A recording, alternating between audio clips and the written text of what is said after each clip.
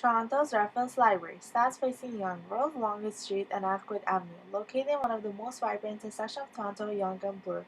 Its design not only meets the functional requirement but also engenders social excitement and creates a desirable space for users.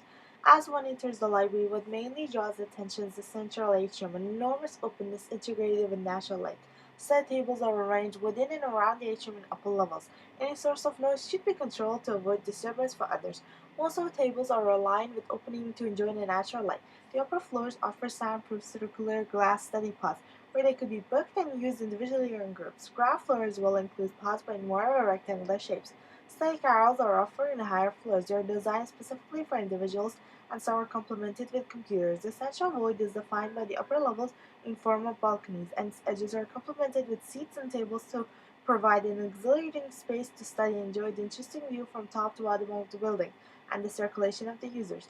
The Reference Library is a welcoming space with many interesting corners to discover. There are so many spaces that could be used as a study area when not booked and reserved for other purposes.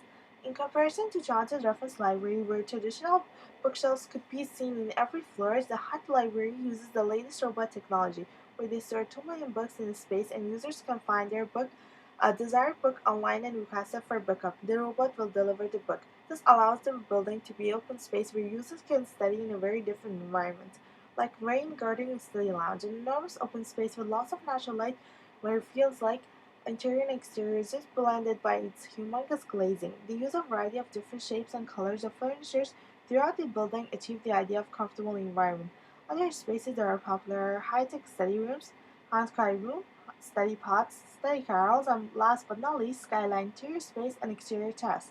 Hats is a place to discover new ways to study, a place you can choose where and how to study depending on your needs.